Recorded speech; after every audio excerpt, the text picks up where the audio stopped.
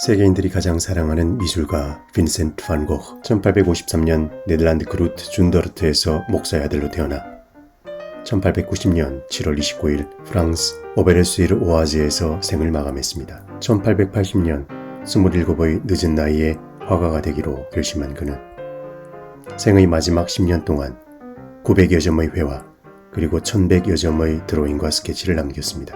화가 빈센트 반 고흐의 대표작으로는 해바라기, 자화상, 별이 빛나는 밤 등이 있습니다. 빈센트 반 고흐가 대중적으로 큰 사랑을 받고 있는 가장 큰 이유는 그의 작품이 감상자들의 감성을 자극하는 독특한 매력을 지니고 있기 때문입니다. 그렇다면 빈센트 반 고흐 그림의 어떤 요소들이 우리를 매료시키는 것일까요? 첫째, 시각적 촉각을 자극하는 강렬하고 두터운 색채를 들 수 있습니다. 빈센트 반 고흐는 강렬한 색을 즐겨 사용합니다. 색을 캔버스 위에 얇고 매끄럽게 칠하는 것이 아니라 두께감이 느껴질 정도로 두텁게 발랐습니다. 어떤 경우 물감 덩어리의 묵직함이 느껴지기도 합니다. 이 같은 화법은 시각적 촉각을 자극할 정도로 거친 질감을 만들어내고 색채의 강렬함을 한층 더해줍니다. 빈센트 반 고흐가 감상자를 매료시키는 두 번째 이유는 작품의 소재입니다. 화가는 그리는 방법에서도 그렇지만 작품에 담길 소재를 선택함에 있어서도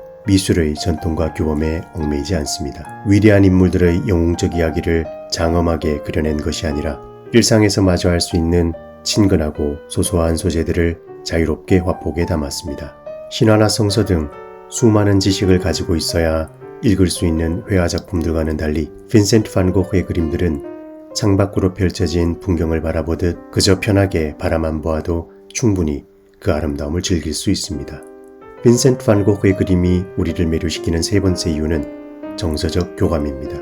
화가와 동생 테오 반 고흐의 애틋한 관계는 이미 대중적으로 잘 알려져 있습니다. 빈센트보다 4살 어린 동생 테오 반 고흐는 형의 유일한 후원자였습니다. 형에 대한 동생의 헌신이 없었더라면 미술사는 빈센트 반 고흐라는 화가를 만나지 못했을지도 모릅니다. 지금까지 언급한 이러한 요소들이 복합적으로 작용해 빈센트 반 고흐는 세계인들이 가장 사랑하는 미술가 중 한 사람이 되었을 뿐만 아니라 미술 시장에서 가장 비싸게 거래되는 미술가가 되었습니다. 그런데 이러한 유명세 때문에 오히려 화가의 그림을 제대로 보지 못하는 경우가 있습니다. 많은 사람들이 빈센트 반 고흐의 그림을 보고 큰 감동을 느끼며 가슴에 담아가지만 정작 화가로서 그가 보여준 다양한 시도들이 미술사적으로 어떤 의미를 지니는지 잘 모르고 있기 때문입니다. 빈센트가 활동할 당시 파리에서는 진보적인 미술가들이 급진적인 미술 실험을 통해 고전적인 아카데미 미술의 규범을 무너뜨리고 새로운 시대를 열고 있었습니다. 귀스타프 크루베와 같은 미술가들은 비판적인 시선으로 현실을 바라본 사실주의 회화로 보수적인 아카데미 미술과 첨예하게 대립하고 있었습니다. 에드와르 마네가 그린 몇몇 작품들은 미술계를 넘어 프랑스 사회에 충격을 안겨주었고 빛을 그리려고 했던 클로드 모네의 그림들은 평론가들의 조롱거리가 되고 있었습니다.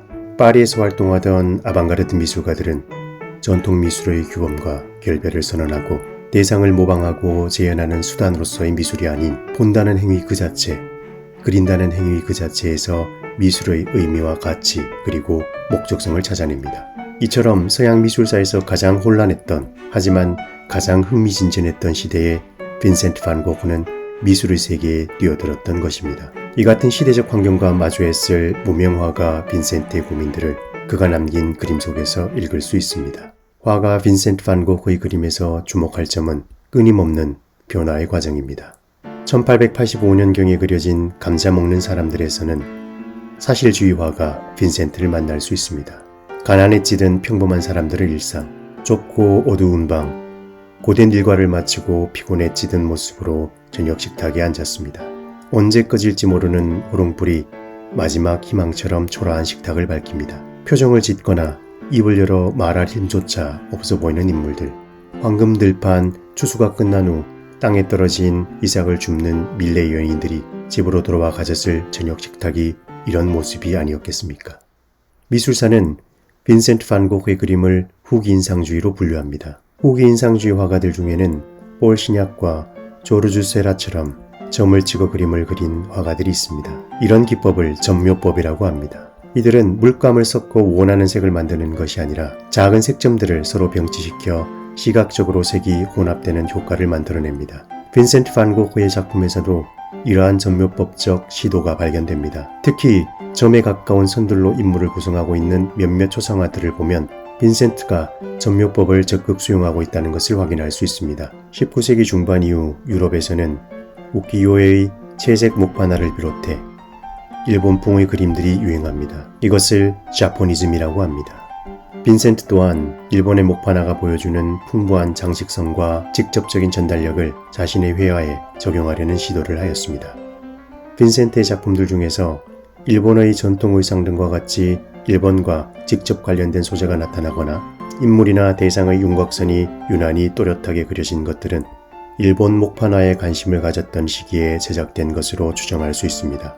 빈센트 반 고흐가 생애 마지막 단락에 남긴 대표작들은 지금까지 언급한 다양한 요소들이 종합되고 정제되고 응축되어 만들어진 결정체입니다.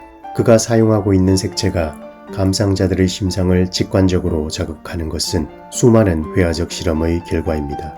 그가 그어놓은 선들이 숨을 쉬고 있는 듯 생생함을 불러일으키는 것은 무엇을 보았고 그것을 어떻게 표현할 것인지에 대한 고통스러운 고민의 결과입니다. 이러한 것들을 함께 볼 수 있다면 빈센트 반 고흐의 작품이 얼마나 더 감동적이겠습니까?